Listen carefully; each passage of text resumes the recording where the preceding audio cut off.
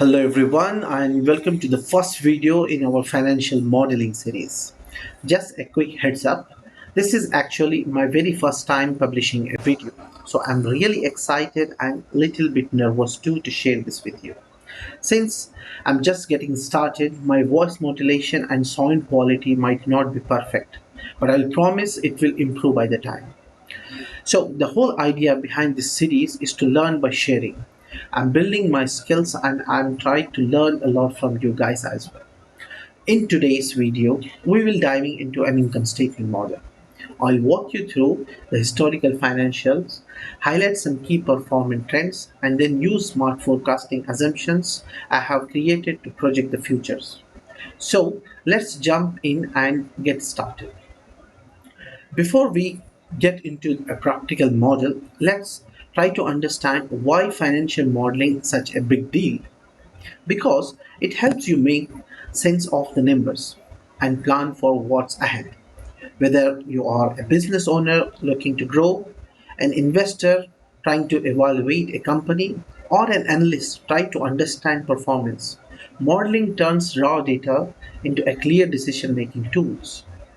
It's not just about spreadsheets, it's about understanding the story behind the numbers. In this video, we are focusing on the income statement, and by the end, you will see how this process comes together step by step. So, let's begin by analyzing the historical information.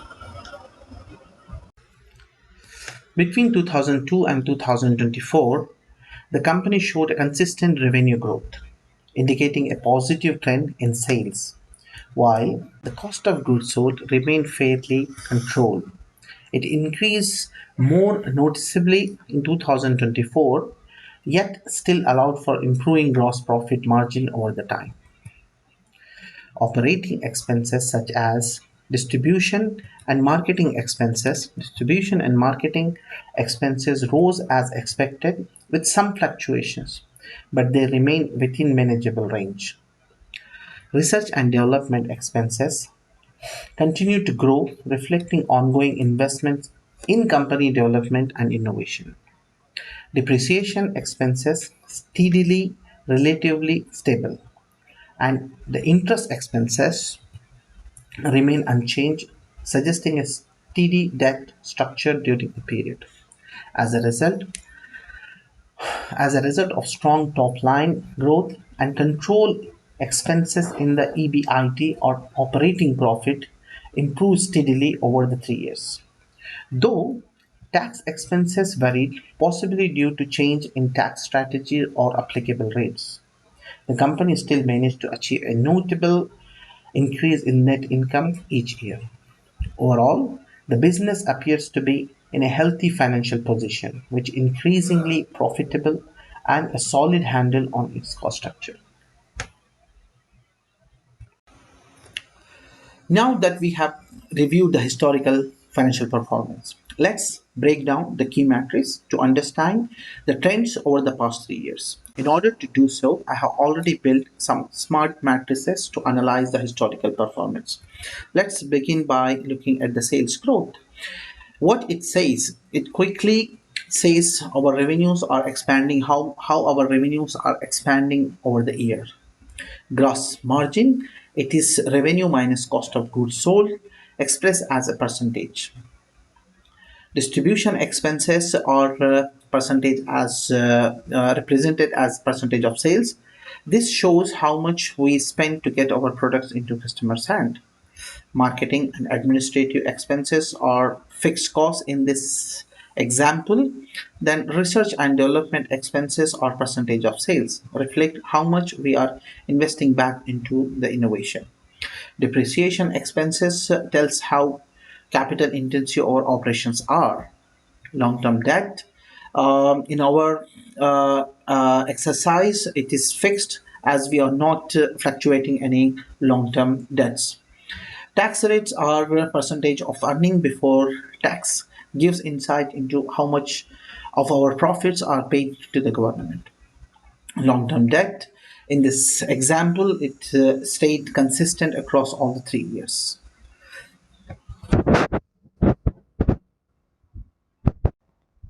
Now let's quickly calculate the actual performance to understand the trend. Let's begin by sales growth. In order to calculate the sales growth, I'm just taking the current year value, dividing it by the last year value minus 1. Uh, the percentage is 6.5, which is a positive sign. My gross margin or my gross profit divided by my sales. uh, Distribution expenses are percentage of sale. So distribution expenses are represented as a negative value, just for the records, divided by my sales. It quickly gave me a negative 7.2% because it is all my expense line item represented with a negative amounts. In order to convert to the positive, I'm just multiplying it by minus 1 just to convert the values to the positive amount. Marketing and administrative expenses are fixed costs, so I'm just taking as it is minus 1 minus 1. My research my research expenses are percentage of sales, so my research expenses divided by my sales into minus 1. My depreciation expenses are percentage of sale divided by my sales. My long-term debt interest rate as average debt. So my long-term interest expenses divided by my average debt into minus 1 to make it positive. My tax rates are percentage of EBT. My tax rate divided by my percentage of earning before tax into minus 1. And our long-term expenses, long-term debt are not changing across the period. So in order to analyze and compare year on year performance, I'm just copying the formulas to the right with the help of control R. Same thing I'm doing for the revenues. Now it is very easy for me to understand uh, the actual performance. Now let's dive into the actual numbers we have calculated. These ratios and percentage gives us a clear view of how the business has performed over the period. So let's begin by looking at the sales growth. The sales growth has been healthy and accelerating from 6.5% to 7.4%. It indicates the company is gaining momentum, possibly through increased market share or pricing power or expansion into the new market. But it is a positive trend. Gross profit margins are improving consistently from 53% in 2022 to 57% in 2024. This is a strong sign. It tells us the company is either controlling costs better, increasing price, or improving product mix. Moreover, is now being retained after covering direct costs. Distribution expenses. Distribution expenses moved from 7.2% to 7.4%, then dropped to 6.6%. The decline is the most recent year, may reflect improved logistic, better vendor contract, or greater operational efficiency. Marketing and administrative expenses. These are fixed costs, growing steadily from 23.5 million to 30.8 million in 2024.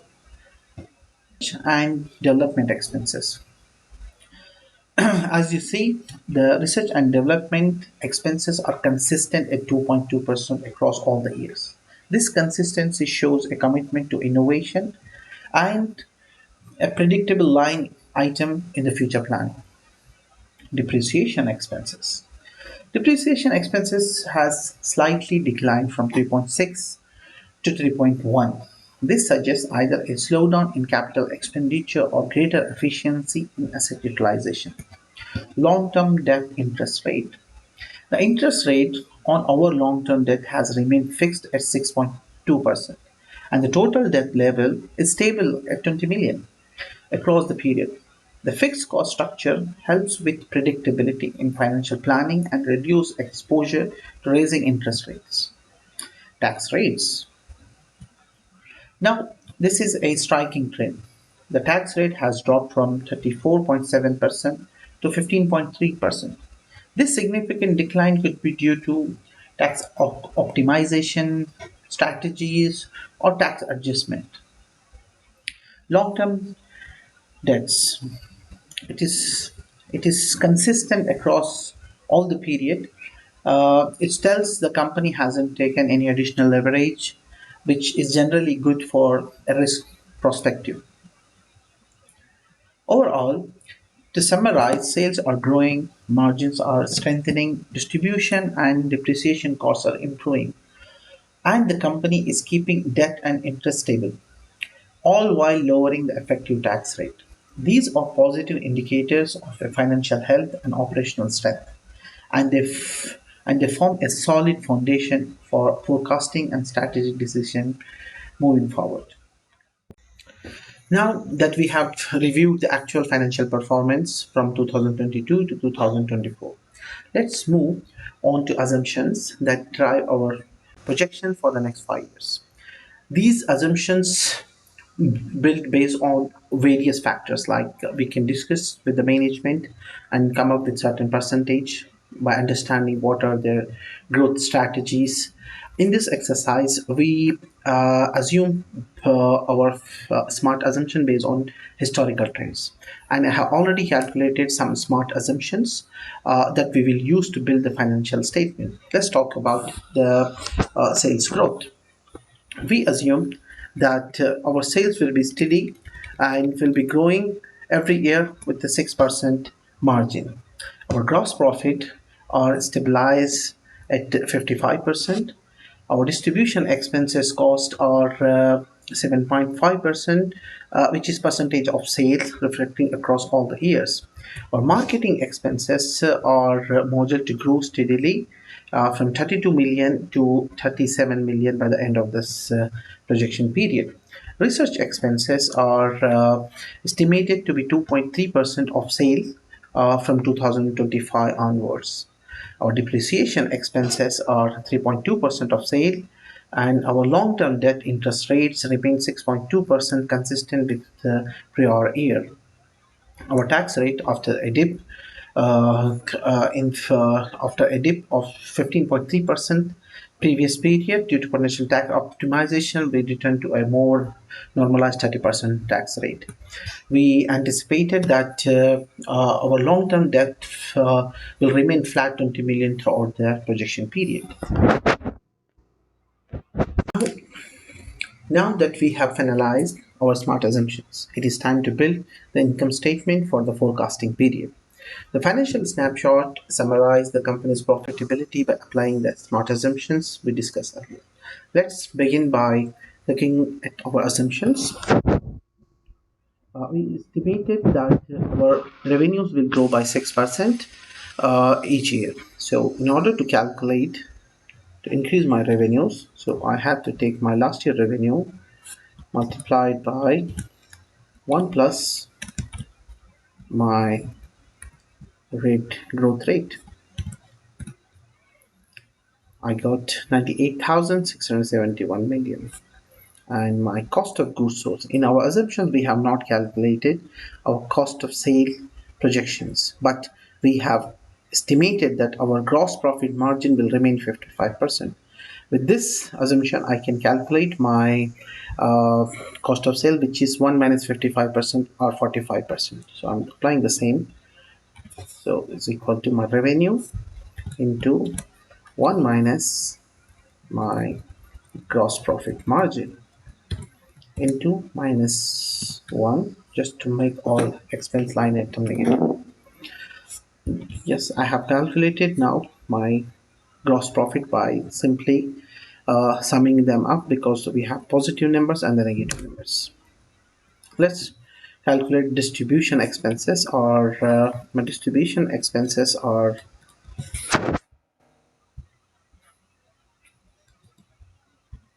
now. Let's calculate our distribution expenses. My distribution expenses are percentage of sale. So my sales multiplied by my distribution expenses are 7.5% multiplied by minus 1. The marketing and administrative expenses are fixed costs, so I'm just taking the values as it is into minus 1. Research and development expenses or percentage of sales. So my sales into my research and development expenses, which is 2.3% into minus 1. My depreciation expenses or percentage of sales. So my sales into my depreciation expenses into minus 1. Now I can easily calculate, since I have calculated all my operating expenses, now it will be easy for me to calculate gross profit.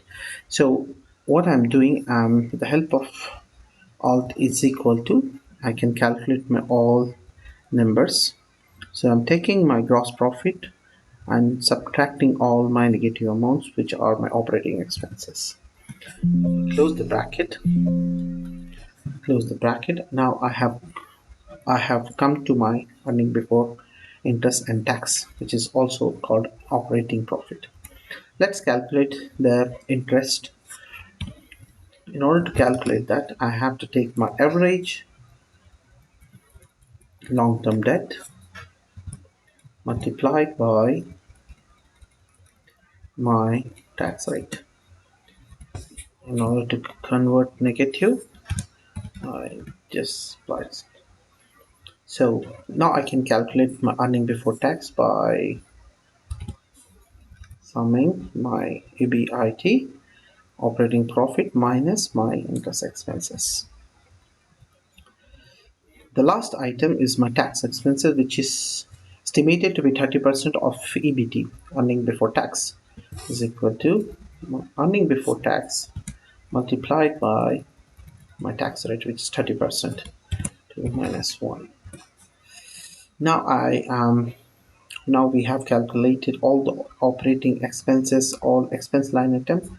It is time to calculate my net profit, which is simple, which is my earning before tax minus my tax expenses. Now I have come to my net profit. Since my all assumptions are linked with my forecasted income statement, I can simply paste all my values to the right with the help of control R formula, which takes my formula to the right. Now I simply just check all my numbers are calculated properly or not. My revenues are linked properly. My costs are calculated. My other expenses are calculated. Taking reach and my calculating my tax on EBIT. Well, we have calculated our all financial statement with the help of our smart assumptions by analyzing our historical information. So, congratulations, we just finished building our forecasted income statement. As a key takeaway, what exactly we did in our whole exercise.